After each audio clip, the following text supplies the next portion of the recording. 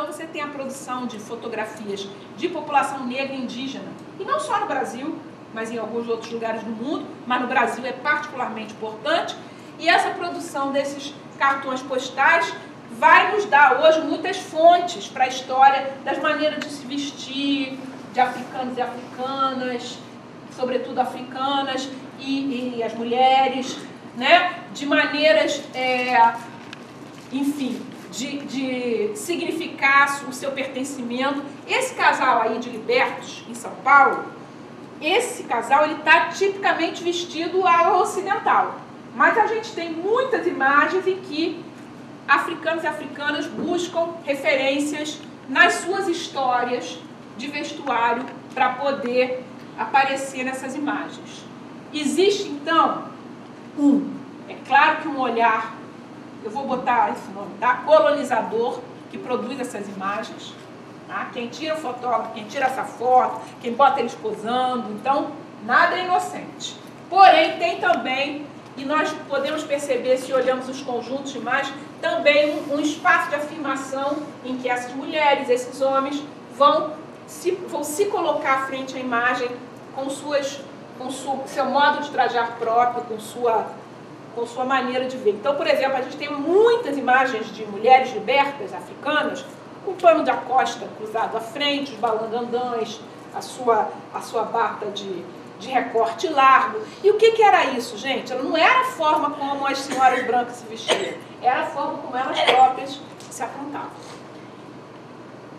O que é importante a gente ver? A gente tem uma população liberta no Brasil que não só quer significar que ela está com uma situação melhor, ver o guarda-chuva na mão, são vários detalhes nessa imagem, o chapéu, o bom calçado, né? O quadro de fundo, todo, ou seja, tem um conjunto a pasta, né, embaixo do braço, tem um conjunto de elementos nessa foto que é para mostrar o status, né? Então você tem libertos nessa situação, são mínimos, poucos, mas esses grupos, eles já demonstram que há esses caminhos quase sempre duramente construídos, quase sempre, para não dizer sempre, porque o quase é um quase pequenininho. Os estudos sobre a alforria no Brasil, tem muita gente que estudou isso, dão conta de que a maioria das alforrias, elas eram obtidas, né, por trabalho. Que se dizia por favor, mas na verdade era por trabalho. Então era serviços prestados. Você pode imaginar, aquela pessoa se matou a vida toda e aí teve o trabalho. Ou uma criança, que muitas vezes era uma criança, quando não era fruto de uma violência, né, de uma relação sexual violenta, que era libertada na pia, era fruto de todo um trabalho de exploração da mãe e que era libertada na pia, que a gente dizia, era no batismo, para poder alcançar esse espaço. Então as alforrias, em resumo, né, elas eram resultantes do trabalho das pessoas. Né? Trabalho direto ou do trabalho que essas pessoas tinham de fazer conhecer que sua alforria era importante. Isso contrapõe um pouco a ideia de que a alforria era uma maneira dos senhores criarem... Oi? Ser bonzinho. E mais do que ser bonzinho, é isso também, mas é também maneira deles manterem uma certa... Oi? Apaziguar. Exatamente. Aí ele faz assim, olha, eu estou libertando 2 para um grupo de 20. Então, vocês fiquem bem bacanas, sejam bem comportados, que vocês podem ser os próximos 2. Então, você usa o exemplo, mas tudo isso, gente, resumindo, se a gente quiser sintetizar de uma forma bem, é trabalho, é esforço, é dureza. Então, você tem... então quem não conseguia alforria era quem não se esforçava, quem não trabalhava? Pelo amor, né, gente? Não. De jeito nenhum. Há circunstâncias muito próprias da concessão de alforria. A gente tem uma concessão de alforria majoritária para crianças e para mulheres, ainda que mulheres e crianças não fossem os grupos majoritários entre os escravizados. Né? Então a gente tem uma lógica nessa alforria que é muito evidenciada. A presença de alforria nas mulheres é algo muito importante, porque a mulher, sendo livre, ela vai produzir filhos livres. Vai poder produzir filhos livres. Isso é muito importante. Então, muitas vezes comprava a liberdade da sua mulher. Certamente. Porque era uma maneira de que os seus filhos, a sua descendência fosse constar. Olhando esse casal aí, a gente vê. eles poderiam ser aqueles que retornavam. Tinham condição, amealharam o pecúlio. Quase sempre, amealhar esse pecúlio não era uma tarefa para um só, né, gente? Ainda falta muito para a gente entender essas redes de solidariedade, né? Mas, seguramente, as histórias dos libertos que voltaram são histórias coletivas. Isso também é interessante para iluminar esses tempos e os tempos nossos, né? As saídas são coletivas. Para aquelas situações extremas, né? De dor, de desgarçamento, elas também são coletivas. Evidentemente, você vai ter indivíduos que vão despontar aí nesse cenário, né? Os que se fizeram por si mesmos. Mas mesmo esses vão ter todo um entorno que vai contribuir para o seu sucesso. Assim. Aí a gente tem a Marcelina. A Marcelina é uma liberta. Tem uma explicação no artigo de onde eu retirei essa foto, mas que eu me recusei a colocar. Porque é eu sei que a gente, historiador, tem que ter, às vezes, estômago para ler essas coisas, mas diz assim, que ela era uma mucama cativa de um senhor fulano de tal, que, por seus favores sexuais, ela conseguiu ser bem-sucedida. Aí não dá. Aí eu não vou botar essa legenda. E eu botei a Marcelina. A Marcelina, possivelmente, né, por esse difícil caminho dos relacionamentos, né, com o seu proprietário, obteve sim sua liberdade, e ela não vai ser a única nessa história. Mas chamar de favores é no mínimo desrespeitoso. Depois, se vocês quiserem, eu dou até a referência desse artigo que faz essa legenda que me causou espécie. E é um artigo acadêmico. Então, a gente tem a imagem da Marcelina. A Marcelina é uma dessas mulheres que podia ter voltado? Pode. Claro, há muitas mulheres que voltam sozinhas. Então, eu vou lá. Eu fiz um recorte na minha pesquisa que vai dos anos 1830 a 1870. Por que eu fiz esse recorte? Porque eu tinha informação que eram os anos com maior intensidade dos retornos. E aí, o que a gente observa? Eu fui ver quem eram as pessoas, né? No total, do Rio de Janeiro e Salvador, os portos mais ativos nessa história, a gente tem cerca de 3.500. 3.500 pessoas que retornam, registradas, tá? A subregistro e o registro, digamos assim, não computado deve ser bastante importante. Mas a gente tem um número pequeno de mulheres, né, que chega a 30% em alguns momentos. Mas o que é interessante nesse número pequeno? Porque desse grupo de mulheres que voltavam para a África, muitas voltavam sozinhas. Não iam com maridos ou companheiros. Algumas iam com agregados, com crianças, né? Algumas com filhos, mas as mulheres, quando iam, não iam casadas, em sua maioria. Eu me lembro quando eu falei isso lá na minha defesa de doutorado, há muito tempo atrás, um dos integrantes da banca falou, não, isso aqui está errado. Mulher não andava sozinha no século XIX para lugar nenhum. Eu falei, olha, tá lá, viu, gente? O que esse colega da banca estava me dizendo? Que ela estava escondendo alguém que era companheiro, que não nomearam o companheiro. Eu não sei, gente.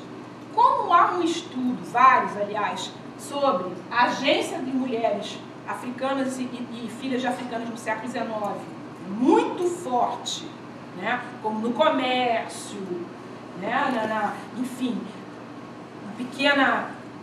nos serviços urbanos e etc., e que essas mulheres, elas são identificadas, né, pelos seus testamentos, inclusive, como pessoas que não declaram, pelo menos, ter um companheiro, eu me pergunto, por que não? Por que não voltariam sozinhos?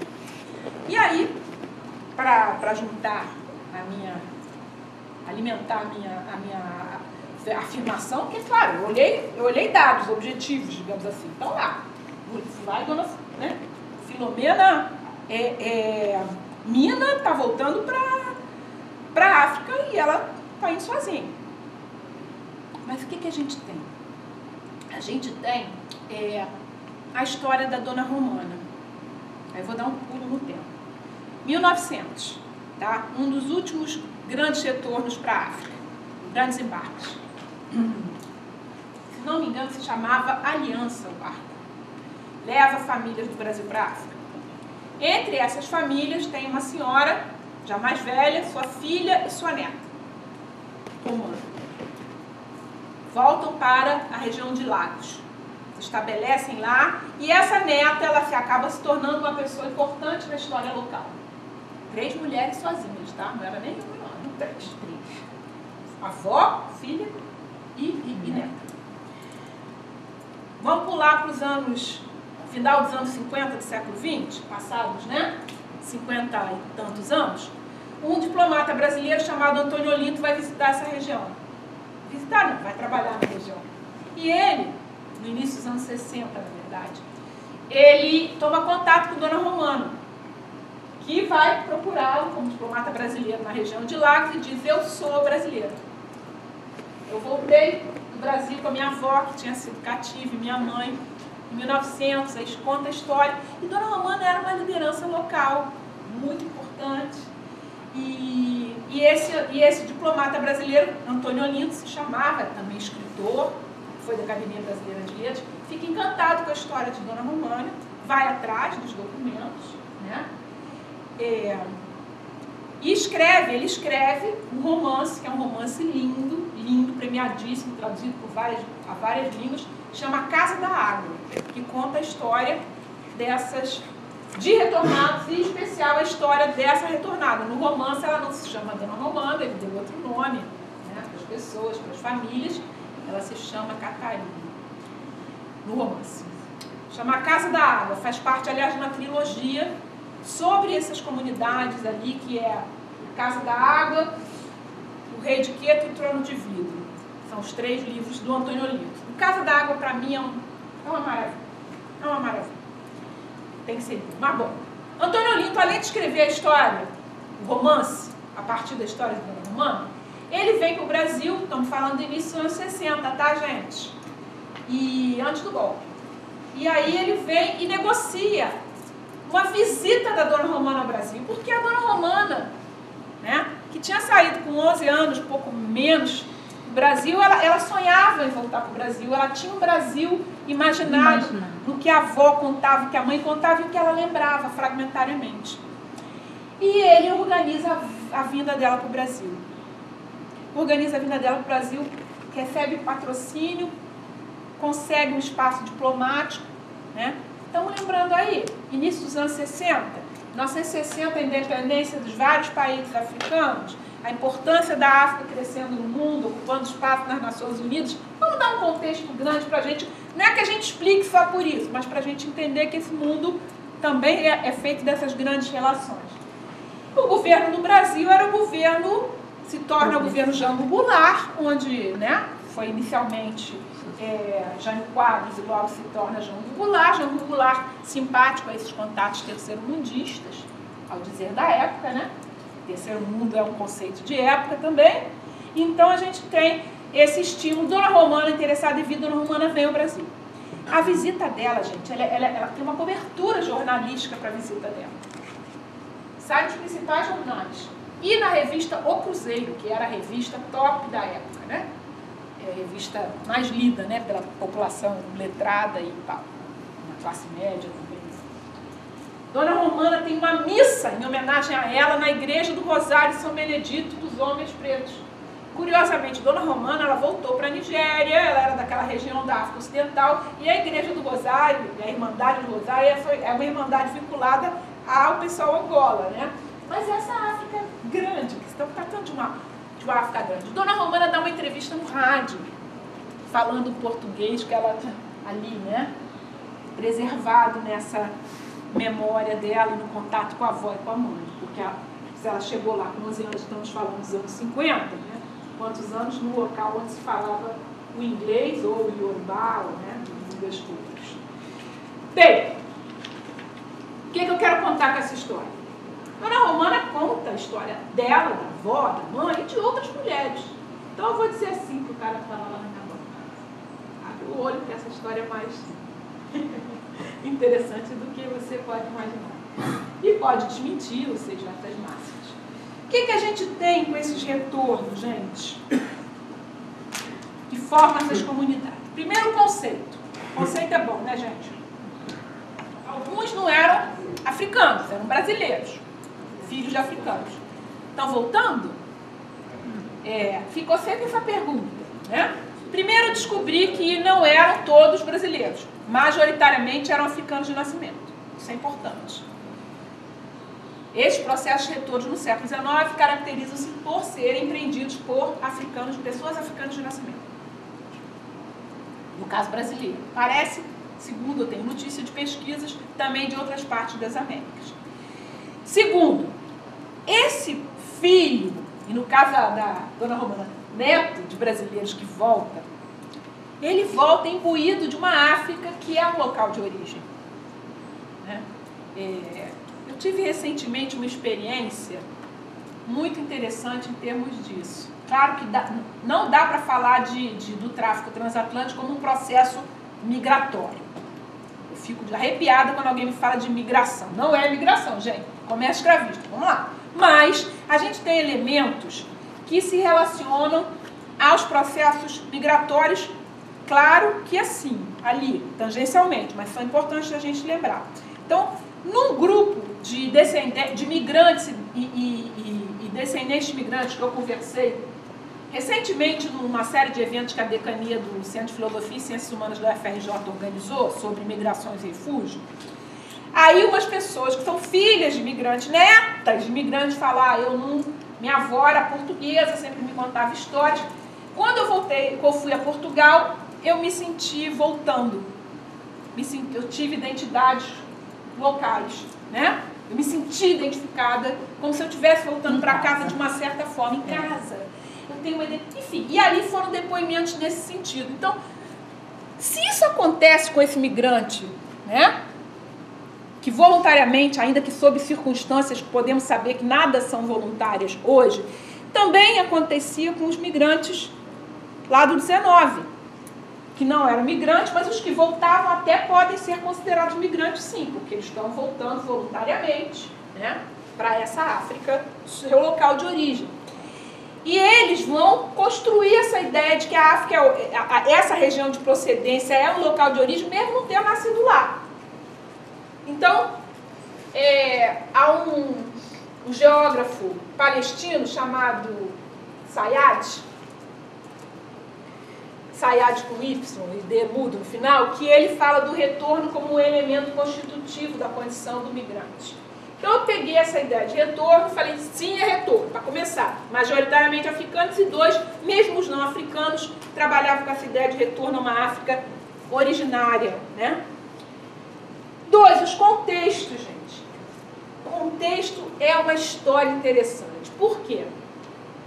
Tem um contexto internacional, esses retornos majoritários. A gente tem retornos pontuais no século XVIII, nas 3 primeiras décadas do século XIX, mas os grandes retornos são a partir de 1830. A gente tem um contexto internacional de combate ao tráfico atlântico de africanos escravizados, mais intenso, muito mais intenso. Os países europeus quase todos já aboliram o tráfico no início do século XIX. O Brasil vai demorar, vai fazer a lei de 1831, vai esticar a corda até 1850, Cuba vai demorar, mas você tem um movimento internacional de combate ao tráfico. Tem, isso é um contexto importante. Você tem novos interesses europeus em África, gente. Vamos lembrar uma coisa que eu sempre falo, a Dara já vai ouvir pela 18ª vez, né? Muita gente fala que a Inglaterra combateu o tráfico atlântico de africanos escravizados porque ela estava interessada em vender os produtos da segunda revolução industrial, criar um mercado consumidor.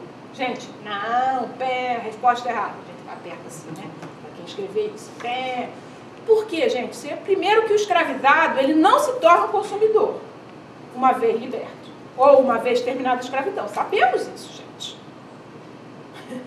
De produtos ingleses? Quais? Não tem dinheiro. E o emprego não era remunerado. A transição, muitas vezes, é do trabalho cativo para o trabalho livre, o livre ali, né? O cara fica na terra como meeiro, né? Passa a ter direito à terra para produzir e aí ele dá uma parte para o dono da terra. Ou seja, a transição para essas populações exploradas não se dá para um trabalho assalariado imediato. Gente, trabalho assalariado no campo, onde vivia a maioria da população que for escravizada, só vai entrar no Brasil mesmo século XX, gente. E aí eu faço outra nota. Mesmo assim? Não, a gente estava vendo um documentário, até no Laboratório da Mônica mesmo, que eles têm essa noção, né? Que eles falam de Getúlio, assim, porque literalmente assim, eles só vão ter esse acordo de receber dinheiro, de poder se estabelecer com Getúlio Vargas, com a CLT. Então, assim, eles falam Getúlio que libertou a gente. Então, assim, ele fala Princesa Isabel, né? É muito interessante. Então, seu Manuel, que é um líder quilombola falecido, né? Um líder quilombola aqui da região da Serra de Valença, e ele fala, não, a princesa assinou a lei, mas quem deu a liberdade pra gente foi Getúlio Vargas quando veio a lei trabalhista. Porque o mundo da escravidão, gente, é o mundo do trabalho. A gente está falando de trabalhador. Então, a gente está falando desse universo. Isso tudo para dizer que o contexto internacional... Qual era o interesse inglês, então, se não era criar um mercado consumidor? Se aquele cativo não ia virar o consumidor do produto inglês? O interesse inglês, gente, era manter os africanos na África. Porque o novo interesse inglês era se estabelecer lá. Tanto que o que a gente vai... Se estabeleceram mesmo, né? Exatamente. O que a gente vai assistir no século XIX? É a colonização. Conquista e colonização. Entendeu? Então esse era o novo interesse. Então eles querem os africanos lá. Não tinha mão de obra, a mão de obra foi toda... Eles estão querendo que eles fiquem lá para explorar. O esvaziamento com o tráfico, exatamente. Né? Não só o esvaziamento, como... E é muito interessante ver que em alguns episódios de resistência armada à penetração, à conquista colonial no século XIX, a conquista europeia, vai ser empreendido por ex-traficantes de escravos. Parece paradoxal, né? O cara que vendia cativo vai empunhar a bandeira da defesa da terra. Mas é porque estava defendendo, porque primeiro eram os únicos grupos que tinham armamento para enfrentar naquele momento ali. E segundo, porque a presença dos ingleses, franceses, portugueses... Vai tirar a renda deles. Vai tirar a renda deles. Eles vão lá com o discurso e com a prática de finalizar o tráfico e vão fazer com que também esses africanos sejam ocupados nas fazendas, né, para plantar amendoim, algodão, para retirar marfim, para toda uma série de formas de exploração dessa mão de obra lá.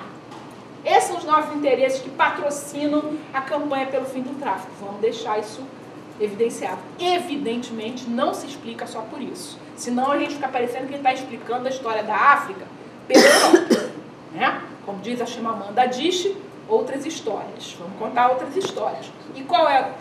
Professora, só duas perguntas. Assim, se eu fosse fazer um contraponto atual, trazendo com uma experiência, eu daria a experiência de Mahatma Gandhi quando ele se contrapôs aos ingleses, aos produtos ingleses, e comprar esses produtos ingleses como uma questão de resistência cultural. Mas levando em consideração que, fazendo um outro contraponto em relação à capacidade desse... Porque não adianta você só ter o trabalhador ou o escravo. Esse escravo tem uma experiência de agricultura, ele já tem porque se você vai chegar em áreas que... para plantar, né? Você tem um mosquito lá que te devora. Você tem intempéries, questões geográficas, como você falou. Não basta só ter o chicote, né? Tem que ter outras coisas. E alguns negros e algumas negras, com certeza, porque por vir até de linhagens diferentes, né? Quer dizer, já vinha de filhos de reis. Até porque quem vendia os próprios negros eram os próprios negros, né? Por também interesses econômicos, ou então, de repente, por um outro contraponto. Não, vamos isolar esse pessoal. E, de repente, quando eles se deparam nesse retorno, né, na resistência a esse estrangeiro, que seria o colonizador na África ou em qualquer continente africano, porque a África é tão grande, né? Eu queria, assim, eu fiz esses dois contrapontos, aperta a tecla, né, do atual e do anterior, que eu acho que são duas vertentes, né? Quer dizer, você está no conceito de liberto e você está na relação de escravo, quer dizer, são duas... condição, mas também você tem a sua condição de se contrapor ao estrangeiro por alguma estratégia de guerra ou política? Também. Aí eu só vou fazer assim, com relação aqui aos negros que vendiam os outros negros, eu vou falar com você. Sim, mas até a página 3, tá? A gente não vai, eu não vou entrar nessa discussão agora, mas é até a página 3. Ou seja, a gente tem uma participação africana, evidentemente, mas a gente tem outras questões para lidarmos nesse universo de discussão, que eu não vou me adentrar nele agora, mas temos isso sim. A gente tem, sim, comerciantes africanos, mais do que trabalhando a ideia de negro, né? Porque o que é o negro no século XIX? Eu estou lá naquele tempo. O negro no século XIX é uma categoria, primeiro que ela vai existir bem depois, como marca de cor. Você tem o cativo, que no Brasil, nas Américas, é chamado de preto. No Brasil é preto, não é negro. Até meados do século XIX é preto. É marca de cor. E aí vai ser pardo, às vezes, porque ele é filho de africanos, deixa de ser preto, passa a ser pardo. Ou, às vezes, é pardo porque ele virou liberto. Então, o cara que ganha liberdade, ele vira pardo na documentação. O mesmo cara. Ele era preto quando cativo, se torna pardo quando liberto. Então, a gente tem essa categoria aí. E tem a categoria dos africanos. Aí você tem soberanos, comerciantes, envolvidíssimos com o tráfico atlântico, comprando e vendendo gente. Claro que não acreditavam que aquelas pessoas que eles vendiam eram iguais a si próprios. Eram sociedades hierarquizadas algumas. Então, essas era o inimigo, era o vizinho que atacou, e com o tempo vai ser aquele que vai ser capturado e derrotado, para ser escravizado. Isso tudo é para a gente dizer assim, sim, africanos venderam africanos como cativos? Sim. Só que a gente tem que sempre matizar, porque fica parecendo que era uma relação de pura cumplicidade. Assim, meu interesse é vender meu irmão. Não era irmão, são questões bem cuidadosas aí. Agora, você tem, quando eu digo que a resposta é errada, você tem esses comerciantes, pro cara que escreve, a Inglaterra combateu isso porque ela queria trabalhar com consumidores.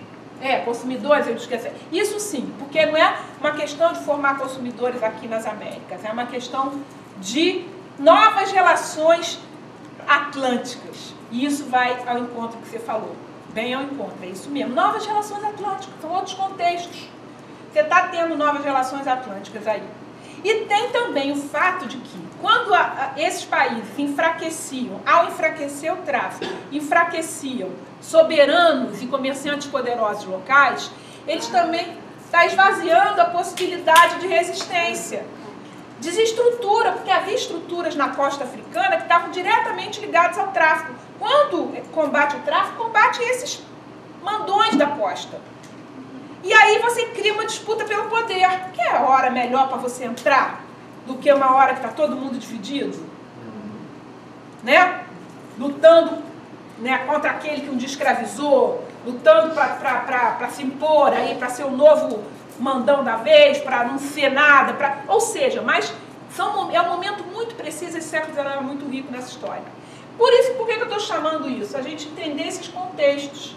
É um contexto interessante dos retornos. Os retornados, muitos vão voltar no meio desse caos, rearranjo de força, desse caos ali, porque eles vão se colocar assim, olha, nós vivemos a experiência atlântica, nós temos a experiência das Américas, estamos indo para nos colocarmos como grupos que podem servir de intermediários, porque os europeus estão chegando lá. E aí eles são os intermediários por excelência. Eles dominam muitas vezes a língua do europeu, dominam o código atlântico de relacionamentos e estão dispostos a atuar na direção dos novos tempos. Porque eles não querem a volta dos poderosos da escravização. Porque isso é a história deles, porque eles foram escravizados. Seus pais, né? Enfim. O que a gente tem da perspectiva continental na diáspora? Isso é muito interessante, porque a história do retorno, ela não é só nossa brasileira, né? Não é a jabuticaba, como dizem, né? Não é a história do jabuticaba, que é aquela, né, frutinha que só existe no Brasil. Consta que até também existe na América Central, mas enfim, não interessa. Só para o exemplo, para fazer o negócio. Houve retorno de outras partes das Américas. Tem um retorno poderoso da região do Caribe, poderoso, e a gente localiza tanto na costa ocidental da África quanto na região de Cabinda. Poderoso, mas evidentemente inferior ao brasileiro. E qual é o primeiro movimento desse retorno? É um movimento que é de outra natureza. Ele é promovido pelos ingleses desde o final do século XVIII. Vamos lembrar, século XVIII, Estados Unidos declara independência unilateralmente com relação à Inglaterra, 1776. E aí o que acontece? Os ingleses, depois de 1776, que é uma declaração unilateral, tem longas décadas de luta entre os estadunidenses e os ingleses para fazer valer aquela independência. E os ingleses vão dizer para os escravizados, olha, se vocês vierem para o meu lado, vocês vão ganhar a liberdade e eu vou levar vocês de volta para a África, os que quiserem. Alguns fogem das tropas estadunidenses e vão lutar com os ingleses. Alguns vão fazer o contrário, vão lutar do lado dos locais. Mas enfim, interessa-nos agora esses que lutaram com os ingleses. Lutaram, os ingleses perderam, conseguiram negociar, ficar com uma terrinha, uma áreazinha na Nova Inglaterra, que é uma região fria pra caramba ali na costa leste, né? E dos Estados Unidos. E aí o que os ingleses fazem com essa turma que eles prometeram a liberdade? Se eles lutassem do lado deles. Eles não prometeram se ganhassem, prometeram se lutassem. E as pessoas lutaram. Ele leva essa turma para Nova Inglaterra, vários desses ex-combatentes.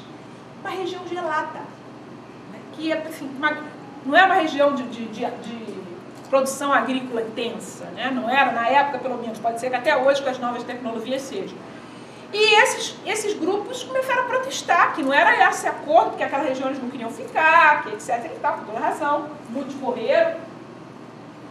2, os ingleses também tinham outro grupo de africanos e descendentes africanos com os quais eles tinham compromisso. Qual foi a história? Século XVIII. Final do século XVIII, vocês estão lembrados da Revolução Haitiana, né? O Haiti rebelde, lutando contra os franceses, que vai por dentro do século XIX. Não foi só no Haiti, gente. Não foi só no Haiti. Foi na Jamaica, regiões do Caribe. Botou fogo no paiol ali. Muitas rebeliões. E aí os ingleses tentam negociar, não conseguem sucesso em várias delas, mas em algumas conseguem, com os rebeldes dizendo, olha, se vocês depuserem as armas, a gente leva vocês de volta para a África. Levamos, instalamos vocês lá e tal, parará. E muitos, não todos, evidentemente, não é assim, né? Nem todo mundo acredita ou quer acreditar, aceitam e vão engrossar esses grupos. Você tem, então, os ingleses voltam no final do século XVIII com esse problema que é essa população liberta, negra, africana, sob sua tutela, seu compromisso. Então eles começam a tecer, o que a gente vai fazer? Vamos promover o retorno. E começam a negociar na costa ocidental da África, na região que é hoje Serra Leoa, a criação da primeira colônia de libertos que volta para a África. A cidade nomeada de Freetown. O nome mais adequado não podia ser, a cidade livre. Né? Então, estou contando, gente, muito assim, estou passando como se estivesse dando um voo rasante, mas para a gente entender esses outros retornos. E os ingleses, eles, então, promovem esse retorno para Serra Leoa. Vão lá, negociam com o povo Mende, da região de Serra Leoa, que vão estabelecer ali naquela região próxima do que vai ser Freetown. Isso não é nada simples, essa negociação, isso tem várias revoltas. Os Mende vão, destroem a cidade, enfim, tem toda uma longa história, mas há um processo de retorno. Fala dessa cidade, no final do estádio. Com certeza, Eles explodem no final lá. Porque parece que o navio de Amistad estava indo em direção a Serra Leoa em algum momento. Bom, enfim. A história eu tinha saído de região próxima, não sei, não me lembro agora, só voltando a vir. E a gente tem a cidade de Serra Leoa como essa referência, ou talvez como referência de local de retorno desses que foram emancipados, né, depois do processo lá do Amistad. E a cidade de Serra Leoa é fundada uma colônia inglesa na África. Vamos lembrar, né, já estamos no início do século XIX. Olha os interesses aí, vamos fincar primeiro pezinho lá, estabelecer uma colôniazinha. Serra Leoa vai ser importante como essa primeira área de colônia inglesa, e assim era nomeada. Aí vão ser criados colégios, futuramente, de formação. Tanto ordens religiosas vão criar seus colégios de formação de lideranças locais. Muita gente vai estudar ali no College Bay de Serra Leoa para formar lideranças locais dentro de uma formação ocidental. Então vamos lá. E aí, desde o início do século XIX, a Inglaterra começa a promover o retorno desses libertos para a Serra Leoa. A vida deles não é simples lá, viu, gente? E muitas vezes, é claro que não dá para explicar somente por aí, os conflitos que a gente vê ao longo do tempo ocorrer em Serra Leoa tem muito a ver com essa forma de como vai surgir essa região no mapa, na geopolítica atlântica e africana. Como é que é essa relação desses retornados com os locais? Vários desses que são retornados, e aí vale, né, usar o retornado aí não como, vamos dizer assim, como sujeito que é encaminhado, os que são retornados à Serra Leoa não são da região de Serra Leoa. Alguns tinham sido trazidos da região Iorubá, na Nigéria, outros Alçais, outros Mandingas, enfim, outras regiões. E aí foram levados para Serra Leoa, sob essa nova identidade de africanos. Então você tem esses retornos, falei do finalzinho do 18, início, efetivamente a partir do início do século XIX. Tem relatos desses retornos. Tem um cara que escreve inteirinha a história, é um livro que chama Back to Africa, a história de dia a dia, como é que foi a saída do local, né, nas Américas, o caminho em direção à Serra Leoa.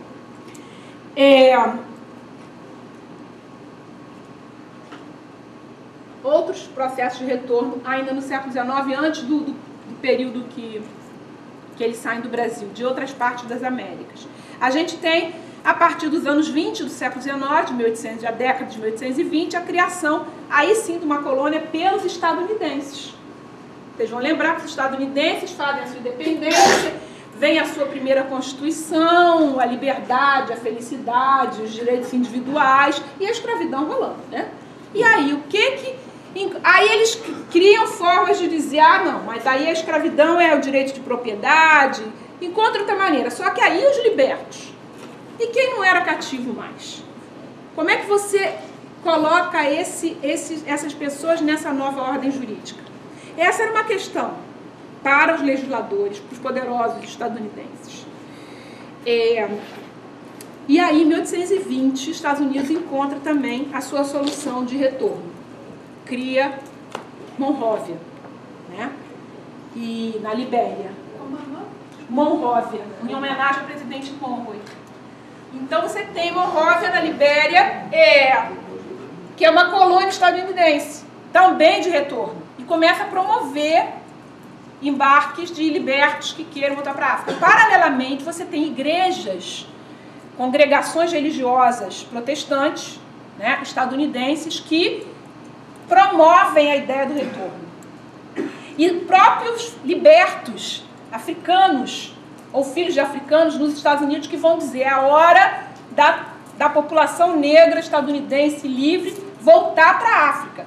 Vamos resgatar a África. Edward Blind é um desses, um nativo das Ilhas Virgens, que depois vai para os Estados Unidos e se torna um grande pregador nesse sentido. Ele prega a volta à África. E ele tem textos belíssimos, belíssimos, fortes, em que reitera essa identidade africana na perspectiva do retorno. Tudo isso é importante a gente entender que esse é o contexto das Américas. Vamos ter retornos de Cuba também. Vai haver embarques de Cuba retornados. Mas aí vai ser como o caso brasileiro. Qual é a grande diferença do caso brasileiro para esse? Não tem patrocínio oficial. No Brasil não tem projeto de colônia na África. Não tem projeto de retorno. Desde aquele tempo, digamos assim, né? Desde antes de ser Brasil, não tem projeto de retorno. Há discussões sobre isso? Há. Muitos parlamentares no Brasil chegam a falar, não, vamos fazer igual os ingleses, igual os estadunidenses, vamos mandar esses libertos que dão problema de volta para a África, né? O que você faz, né? Você tem também, vamos lembrar, as primeiras décadas do século XIX no Brasil, década de 30, muitas rebeliões. O Brasil está agitado pela ação de africanos. E quando eu falei que essa história não pode ser contada só pelos interesses ingleses, por quê? Além da luta inglesa contra o tráfico atlântico, você tem as populações, gente. Você tem as rebeliões. Você tem os africanos, seus descendentes, dizendo não àquilo. Aquele comércio, aquele infame comércio. Ou seja, não por meio de ações rebeldes, não por meio de resistências. Tem um livro de uma mulher, agora não vou me lembrar de onde ela é exatamente, eu acho que ela é do Senegal, mas eu não vou ter certeza. Sylviane Diouf, que é um livro que não foi traduzido ao português, infelizmente, chama Fighting the Slave Trade, que é um livro que é sobre a luta na África, na costa ocidental africana, contra o tráfico atlântico. É do Senegal, né, Sylviane Diouf? Pois sim. Obrigada. Então a gente tem, porque esse material a gente tem que começar a conhecer mais. Então também não dá para dizer, lembrando, né, Chimamanda, contar a história só pelo lado do meus interesses ingleses e tal, parará, eu quero ficar na África, ganhar, fazer minhas fazendas, mas tem também essa conjuntura de lutas. Vamos relativizar. Existem os deportados. Esse é um grupo de retornados. Eu, quando trabalhei com esses 3.500 que eu falei, eu não contei os deportados. Por quê? Porque deportação não é o retorno. Né? O cara vai porque... Então, a gente tem os deportados, por exemplo, pessoas que participaram da rebelião dos Malês, em 1835, na Bahia. Essa turma volta porque vai como se estivesse sendo exilado, né? Coloca-se, vamos embora. Os deportados. A gente tem uma história de deportação no Brasil que não é nova, né? Como política punitiva. Sei lá, tem desde a Conjuração Mineira, os caras são mandados para não sei aonde. Tem uma história de legislação sobre isso.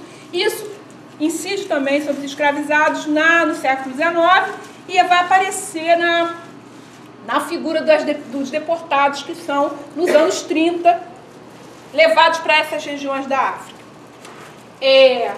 Essa costa ocidental. 2. Os retornos por iniciativa própria, que são grupos que se organizam para voltar. E onde a gente vê as iniciativas dessas pessoas, isso é muito interessante. Tem grupos que negociam contratos com os donos dos barcos. Então você tem lá os contratos. Então, esse grupo contratou esse barco, o Brig Robert, por exemplo, né? 1850, se não me falha a memória, negocia com o capitão do Brig Robert, inclusive no contrato vem o que ele vai oferecer de comida na viagem, quanto que ele vai oferecer de água, tudo direitinho, contrato mesmo. E esse grupo de libertos é tão preocupado que pega esse contrato e leva para 2 missionários estadunidenses que estavam aqui, que eram missionários quáqueres. Sabe os quáqueres, aquele grupo protestante? Dos puritanos. Exatamente, aquela turma que se vestia assim, né, meio antigo e tal. Eles já existiam. Tá lá forte no 18, vão estar... No século XIX, já desde o final do 18, eles vão ser combatentes do tráfico e da escravidão. São grupos protestantes, aliás, várias igrejas protestantes vão combater a escravidão muito fortemente e obviamente, considerando as relações na época, né, muito antes da Igreja Católica.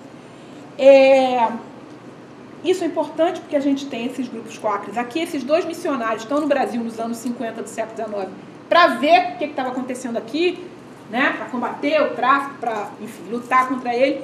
E eles vão procurar o grupo de libertos que quer voltar nesse navio, leva o contrato para esses 2 que falam inglês. Olha, vocês olhem aqui esse contrato, vê se está tudo direitinho, né? Quero que isso sirva como testemunho. E eles vão, não, está tudo direitinho, e eles servem como testemunho, e eles registram esse contrato e vão lá e falam ao capitão do navio, olha, a gente está de olho em você, se não levar eles direitinho. Então, e aí esse grupo de retornados vai dizer, olha, a gente quer voltar para Badagry, que é uma região na Nigéria, perto do delta do Níger, não pedem para voltar para Lagos, e isso e aquilo, negociam tudo. Esse grupo, que isso é interessante também, que organiza esse retorno do Brig Robert, né, é o nome do barco, as lideranças são muçulmanas. Isso é muito interessante também para a gente ver, agora não vou alongar sobre isso, mas isso é muito interessante. São muçulmanos. E isso também vem no comentário desses viajantes ingleses, né, desses missionários. Olha, muito educados, mas eles são do Islã, né? Então, comentário do Candless e Burks, que são os que reveem o contrato. E eles colocam qual outro item no contrato, esse também nos interessa. A gente, quando for voltar, a gente vai passar por Salvador para pegar uma outra parte do grupo. Ou seja, eles estão articulados aqui, né? Eles saem aqui, já em algumas dezenas de pessoas, mas tem contato com o Porto de Salvador, ou seja, ainda vão pegar os amigos lá. Então, vamos imaginar, estamos em pleno vigor da escravidão, estamos falando de 1850. A sofisticação dessa organização. Respondendo a sua pergunta. Esse é um exemplo. Há outros dessa mesma natureza, de grupos numerosos, 100, nunca muito mais que 150, que voltam no mesmo barco, né? Tem o Maria Adelaide, que é outro embarque que sai aqui do Rio de Janeiro, e vários outros que saem do Porto de Salvador. Em Salvador, inclusive, eles anunciam no jornal a partida. Gente, estamos partindo para a África. Né? Eu, fulano de tal, estou indo para a África. Isso era uma forma de avisar, também podia levar coisas, ele podia servir como alguém que levasse coisas para o continente. Era uma forma também de se liberar de possíveis débitos, se alguém dissesse, não, você está me devendo, já sabia que o cara já estava indo, ou seja, procuravam sair numa situação de correção, e eram retornos muito numerosos. Mas temos retornos a partir do Rio de Janeiro. O Brig Robert é um, a Maria Adelaide, a barca Maria Adelaide é outra, desses retornos que tem toda uma documentação, né, que conta a história das partidas. Então a gente são iniciativas desses grupos de pessoas. Como elas se organizaram, não sei informar ainda. Como é que eles... Tem hipóteses, tem uma lista de hipóteses, mas irmandades, grupos de trabalho. Eu acho muito importante, inclusive, é um trabalho muito importante para caso até de continente na atualidade, que eu falei no início do curso sobre essa questão que o amigo colocou aqui, sobre contribuição do próprio africano vendendo africano. Eu acho uma questão muito importante de ser estudada, porque muitas das vezes essa relação não dá para ficar preso só no cor de pele branco e preto. E outra questão também, o termo africano, que a gente vai ver até praticamente século XVI, tem muitos mapas ainda que nomeava como Etiópia.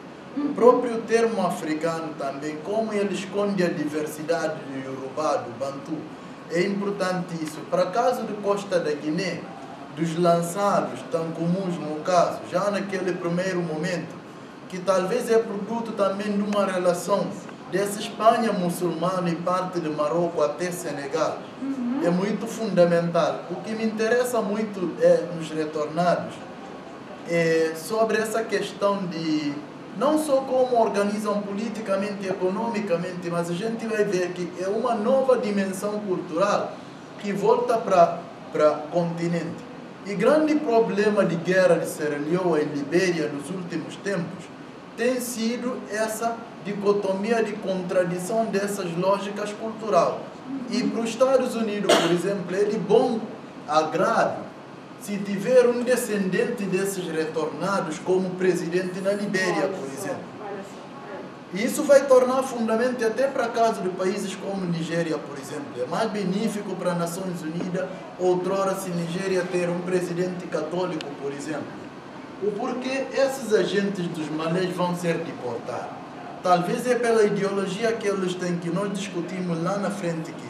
Quando o Islão surgiu com alguns moros, chefes religiosos, o que vai acontecer? Diferente de ancestralidade, que independente de qualquer papel social que a gente tinha, a agricultura torna um elemento muito fundamental no trabalho de terra e na relação com os ancestrais. Então esses soberanos não muçulmanos, no caso, que tinham relação com ancestrais, independente de tudo que eles faziam, eles cultivavam a agricultura. Vai ser diferente com algumas comunidades islâmicas, porque o que acontece? Algumas comunidades islâmicas, a noção de Deus é diferente.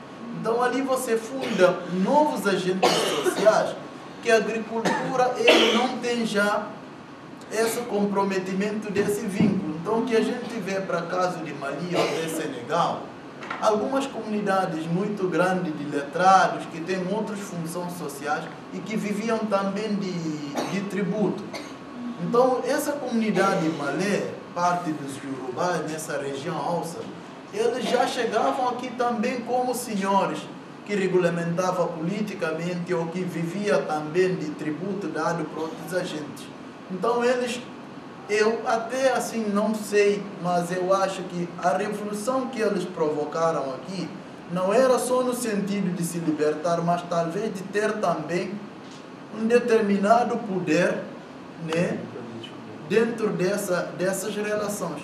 Eu não sei, talvez para casos dos retornados, deve haver algum conflito também com alguns elites que emergiram localmente. E provavelmente, se vemos descendentes africanos hoje muito presentes nas nossas regiões litorâneas, que tem um certo poder aquisitivo dentro dessa conjuntura política, ou lá no período independentista, ou na luta contra a ocupação, talvez tem muitos. Tem um beninense que eu conheci aqui, da família Bandeira, que ele é descendente dos retornados. Tem vários que... E eu vou chegar aí, gente, é tanta coisa para falar, né? Foi ótima a sua intervenção, Maurício. Mas, assim, que eu ia falar das fases do retorno, vou passar rápido por aqui. A primeira fase, século XVIII, mas que ela pode vir de antes, que são retornos individuais, em geral são pessoas que vão como representantes comerciais, libertos, africanos, muitos deles, que vão trabalhar como representantes comerciais inseridos no tráfico, são retornos individuais. Um sujeito, um pequeno grupo, então você tem trajetórias individuais que são importantes, mas que tem a ver com gente que é liberto, ou seja, que é escravizado, trazido para as Américas, para o Brasil em especial, mas que alcança uma confiança do seu proprietário, enfim, se insere nesse mundo do tráfico atlântico e passa para o lado de lá. E não necessariamente são africanos e filhos descendentes de africanos no Brasil. A gente tem casos importantes de alguns desses brasileiros, né? Ou brasileiros sem aspas, que se estabelecem na África, como é o caso do Xaxá de Ajudá, né? E outros importantes comerciantes ligados ao tráfico. Porém, essa grande fase que eu estou passando por cima, evidentemente que tem conjunturas particulares, mas que vai até o século XVIII e início do XIX. No século XIX a gente tem uma primeira fase que ainda é caudatária uma segunda fase que ainda é caudatária desse antecedente, que são aqueles que por vínculos de contatos familiares, de contatos da própria atividade comercial, que nas 3 primeiras décadas do século XIX voltam para a África para atuar como agentes desses que já estão lá. Então você tem, inclusive, esse Xaxá de Ajudá, que é um retornado que volta para a região do Benin, que se alia ao rei local e que cria que separa, inclusive, um território para que os retornados voltem e se estabeleçam ali numa comunidade. Isso as 3 primeiras décadas do século XIX, perdão.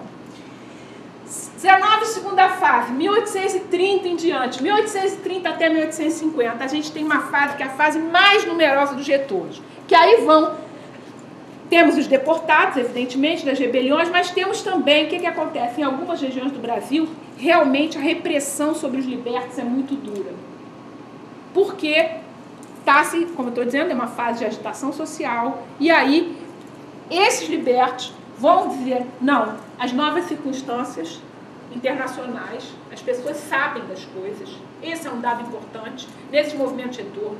Gente, retorno é rede que se monta. Então você tem um número grande que retorna aí por essas circunstâncias ruins para os libertos no Brasil. Então são circunstâncias ruins que aí eles, não, lá está melhor, temos como nos inserir nessas redes. Terceira fase, e essa terceira fase era também desconhecida, que é a fase depois de 1850, quando já o tráfico tinha de fato sido extinto para o Brasil, as Américas estavam em processo de extinção, e aí voltam grupos, como essa turma que eu contei do Brinque Robert, como a turma do Maria Adelaide, aliás, Maria Adelaide não, o Brinque Robert é um exemplo clássico, e entre os libertos Congo, que depois eu vou contar para vocês, que eles vão voltar, mas eles vão dizer: nós queremos ir para a África para combater o tráfico, nós queremos ir para a África para modernizá-la, vão acionar esse conceito de África que não existia, como você bem marcou, que vai essa coisa genérica. Claro que alguém vai dizer: ah, mas esse discurso eles capturavam dos ingleses, capturavam das novas forças hegemônicas no mundo atlântico. Sim, utilizavam-se do discurso para conseguir apoio. E proferiam esse discurso. Tem um grupo de libertos contra do Rio de Janeiro que reivindica o apoio inglês para voltar para a Cabinda, que é uma história que, enfim. Mas esse grupo vai acionar no discurso, vai escrever cartas, vai negociar. É uma outra fase deste retorno. Então, temos aí 4 fases. Na África, a gente vai ter, desde os retornados que vão nessa costa ocidental, se vestir a ocidental, numa tradução, evidentemente, da roupa ocidental, né? Você vê o traje ocidental, mas o uso eventual do turbante, reparem bem, daí dá estudos para a gente fazer, né? Quando não, já chega com contato que vai dizer, ó, esse é o caminho de você ser bem-sucedido aqui. Isso, gente, as comunidades de retornados, em geral, elas vão se colocar no lugar de uma elite local. Não a maior, a mais poderosa, mas sim de um grupo com poder econômico. E sim, em alguns casos, e eles vão ser, é muito curioso, porque no período colonial, eles vão encontrar, em algumas dessas áreas para onde essas comunidades surgem, um certo ostracismo.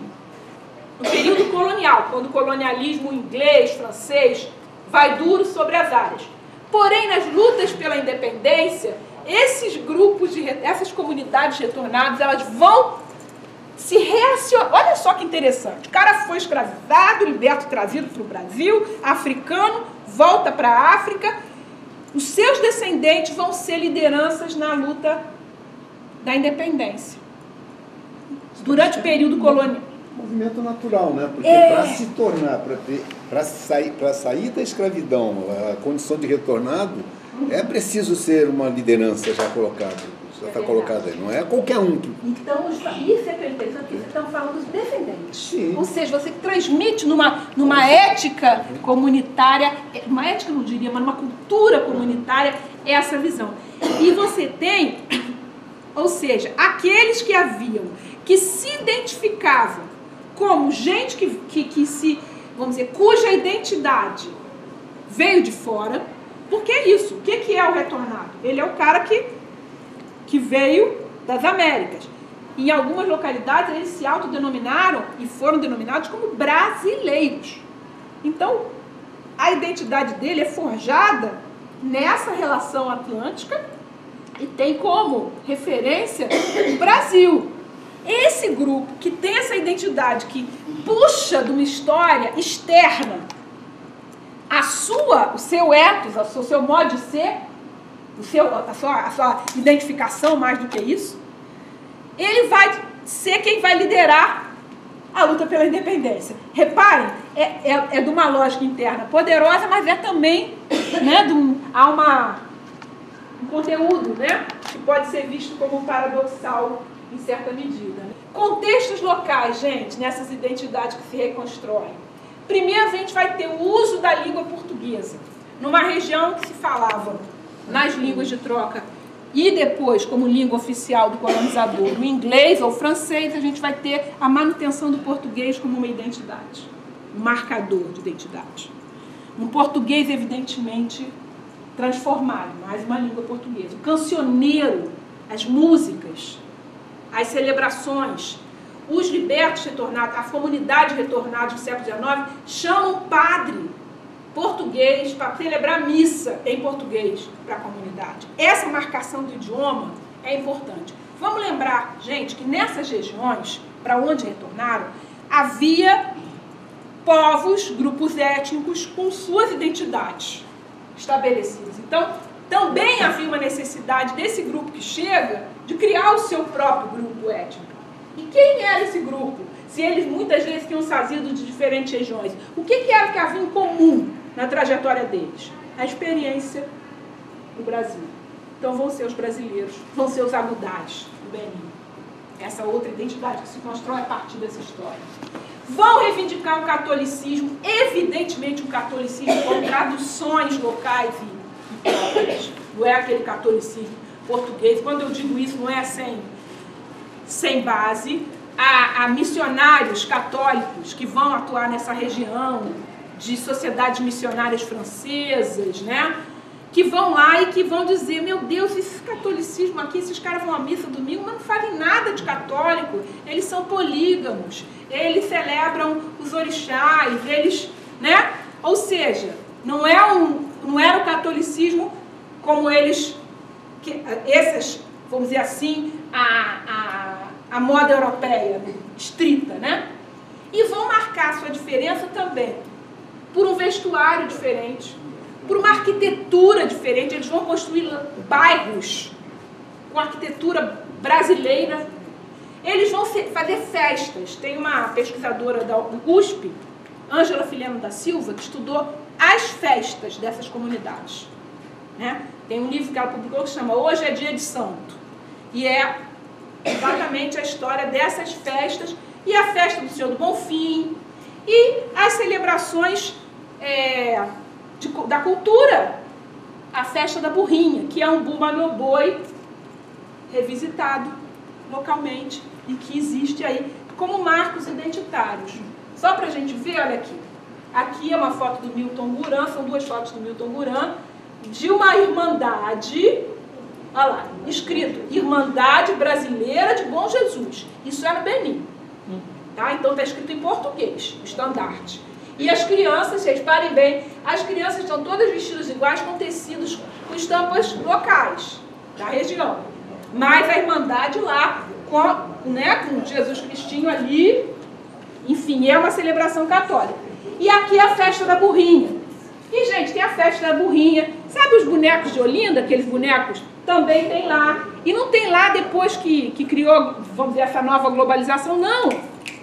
Tradições locais que indicam também retornos a partir da região de Pernambuco, que eu localizei na minha pesquisa como sendo poucos, mas pode ser que tenha outros caminhos aí que eu não tenha identificado, que essa turma de Pernambuco fosse pelo Porto de Salvador, ainda tenho que checar isso tudo.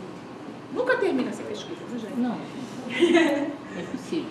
Não é? É, porque ela tem um monte de lugar que tem um monte de abertura, mas é interessante ver esses dois lados. Eu tinha conhecido só pelo Atlântico Negro, na Rota dos Orixás, isso, que eles falam isso, mas a professora só usou a referência da revolta dos malês, do grupo, não de... Que naquela época não tinha essa pesquisa ainda. Não tinha. Né? Esse é um grupo de advogados, né? Que é da família Laquija, bacharéis, que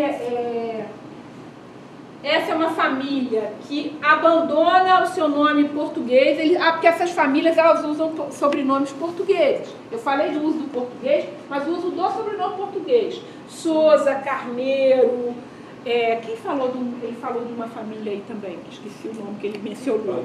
Bandeira.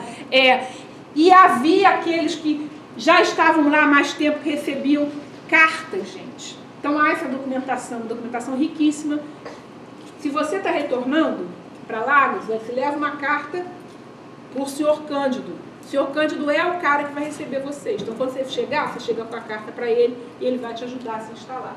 A família Laquija é uma dessas que altera o seu nome, mas que também é uma família que não altera a sua identidade. Eles descendem, são brasileiros, residentes, retornados em Lagos, na Nigéria, mas eles adotaram um nome já local.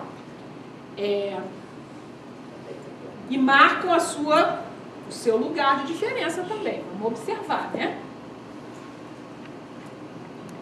Aqui o sobrado é uma das muitas construções. Tem um estudo, que é o estudo do Mariano Carneiro da Cunha, Mariano com 2 N's, casado com a antropóloga Manuela Carneiro da Cunha, que ele fez sobre a arquitetura brasileira em Lagos. Aí ele estuda a brasileira entendida aí como desses retornados do Brasil. Essas marcas são marcas também de cultura material, gente. Aí são as fotos de Milton Buran, dos anos 2000, na verdade dos anos 90. Milton Buran, um antropólogo, fotógrafo, trabalha exaustivamente sobre isso. Qual é a diferença do trabalho dele, que eu brinco, a gente brinca, o trabalho dele para o meu? Porque ele trabalha hoje. Ele está interessado nas expressões contemporâneas dessas comunidades. Eu estou estudando lá atrás, como é que se organizaram, como é que eles saíram, como é que eles se instalam lá. Minha história, que envolve as duas margens, está muito mais do ponto de vista das origens da comunidade. Ele está interessado em como é que eles expressam hoje. Inclusive, nos mapas populacionais, esses grupos, tanto no Benin quanto na Nigéria, são identificados em separado, como brasileiros, como agudás no Benin. Brasileiros na Nigéria e agudás no Benin, assim, é como se fosse um grupo étnico. E são criados-se, né? Inventados. Então a gente tem a menina dançando um samba baiano, são fotos já atuais, uma celebração que você vê um padre, né? Fazendo a celebração católica, mas uma celebração católica festiva que envolve a mistura com as tradições locais, e ali aquela senhora está recebendo, não sei se vocês conhecem esse tipo de insígnia aqui no Brasil, no interior é muito comum, irmandades católicas que usam essa espécie de faixa, né? Isso, exatamente, no interior isso era muito comum, viu, gente?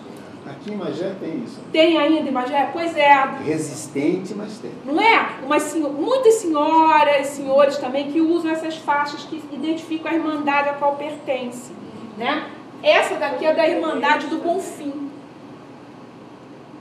Então a Irmandade do Senhor do Bonfim, porque eles fazem a festa do Senhor do Bonfim. Das religiosidades, como é que essa tradução do catolicismo dialoga com as religiosidades locais, né?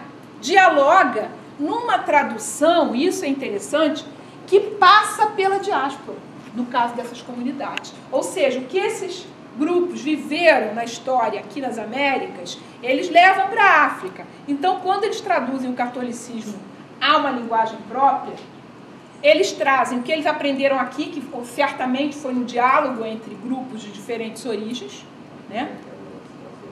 Iorubás, Alçais, Mandingas e outros. E aqui eles levam isso tudo para a África e ressignificam nesse catolicismo que lhes é próprio. É claro que hoje essa realidade passa por outros canais. A presença da Igreja Católica se fez mais forte, mas não conseguiu romper esses laços históricos com a interpenetração de origens, né? Então você ainda tem o catolicismo como elemento identitário que diferencia essa comunidade das outras comunidades, dos outros grupos.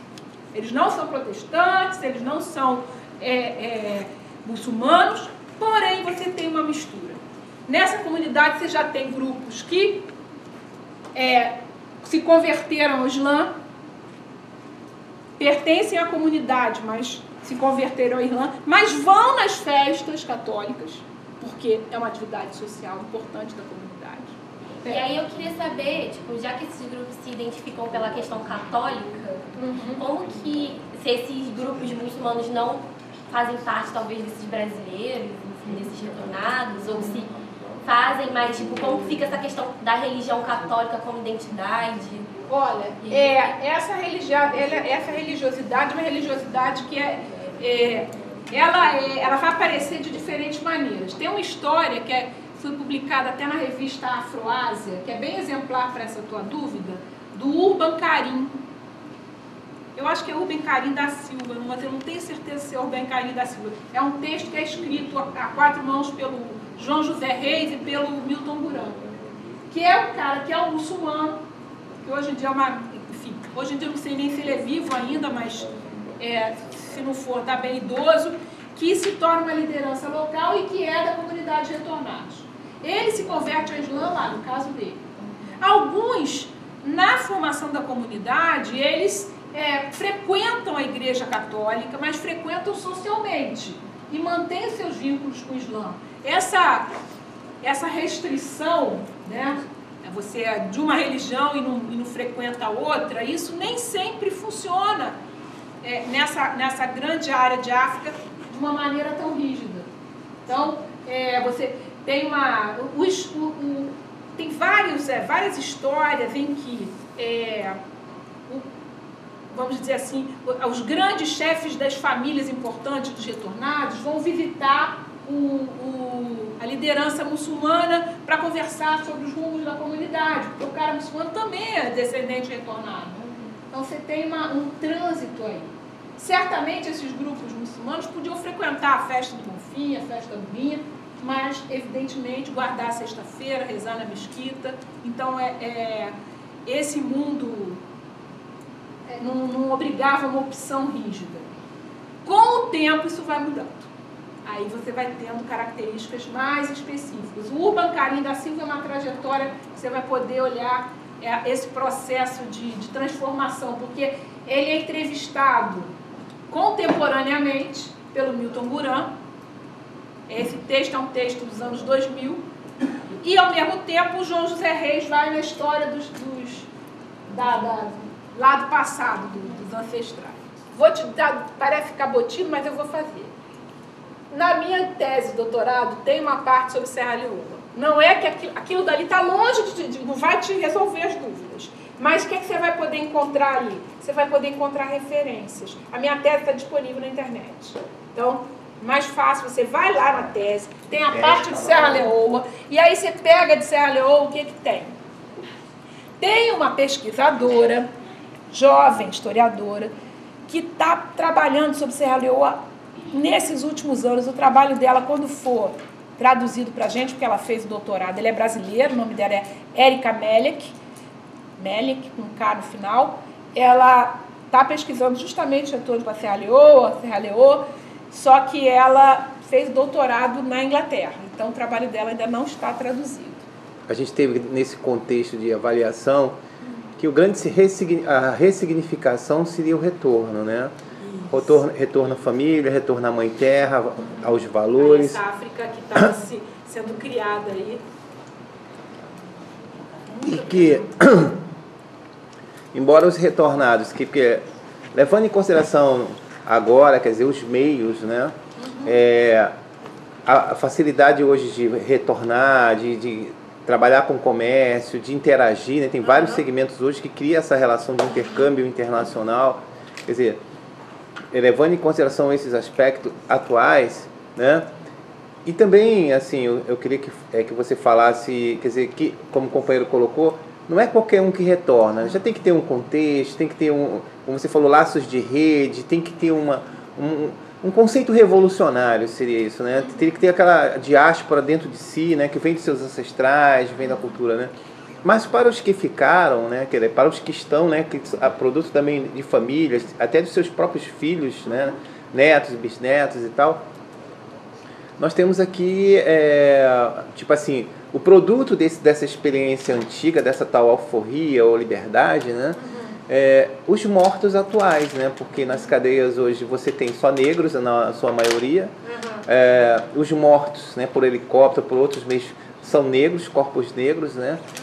E que discutir essa diáspora, né? Quer dizer, discutir esse retorno, discutir essa essência africana, né? Eu tive em Minas agora recente, em Nuena, e o pessoal quilombola, o pessoal indígena lá, e uma das coisas que eu percebi que além do território, além de ter a terra, além do contato, né? Mas são trabalhar seus valores culturais, a semente, a plantação, e com esse secretismo atual, né? Quer dizer, com a Igreja Católica envolvida, alguns santos, né? Quer dizer, essas coisas que a gente de repente viu aqui na sua explanação até do retorno em alguns casos, mas trazendo valores, né? Você vai chegar num local onde majoritariamente a pessoa é muçulmana, e você trazendo traços e características e modos, muito embora retornável, pode agredir também, né? Mas seria o retorno grande... Na verdade, o retorno não é simples, o estabelecimento dessas comunidades em África. Elas vão enfrentar conflitos locais. E vão enfrentar conflitos em que essa questão das suas identidades vão ser cobradas. Por exemplo, a questão da escravidão. Ter a marca da escravidão não é uma marca positiva nessa sociedade na época que volta. Ser um ex-escravo é um estigma. Por melhor que seja a sua situação financeira. Isso é muito importante. Alguns desses grupos, inclusive quando vão rememorar suas trajetórias, a tradição oral que é recuperada, vão omitir a questão da escravidão. Isso é muito interessante como construção da memória. Os antropólogos chamam isso de uma bricolagem da memória, usando um termo da construção para entender como é que você faz. Então você... imagina, são libertos, retornados, evidentemente, o que aconteceu com eles? Foram escravizados. Mas fecham, tampam essa identidade de escravizado, né? Transformam, criam uma nostalgia do Brasil como idealizada, onde a questão da escravidão é oculta. Então é uma forma de autoconstrução, de autoimagem, de identidade que passa por essa proteção. Porque no processo de construção de identidade, mecanismos protetivos são acionados. Isso a gente não tem como julgar. É certo, errado, o cara devia ter dito, não lutei contra a escravidão, me libertei, ou me libertei do jugo. Isso pode ser acionado hoje, numa outra circunstância, mas no processo de construção não era para entrar no jogo. Mas, de qualquer forma, quando a construção de identidades, aí voltando à sua primeira questão, né, da morte de jovens negros, majoritariamente, das prisões com negros, majoritariamente no Brasil, o mecanismo de formação de identidades, ele tem um caráter de proteção. Ou seja, a afirmação de identidades em comum, ela reforça a possibilidade de solidariedade, de associação, né? Assim, quando a gente se busca associar-se, juntar-se, né? Os estudantes africanos do UFRJ, os estudantes de outras regiões, que vão tomar assim, associar-se é fortalecer-se também. Criar uma identidade é se fortalecer e se proteger também. Então, a ideia dos retornados também como uma estratégia, né, de proteção e de afirmação. Nessa construção dessa identidade, aí, eles vão acionar aqueles elementos que eles acham que vão ser bons para eles naquela sociedade. Por isso a questão da escravidão é muitas vezes deixada de lado.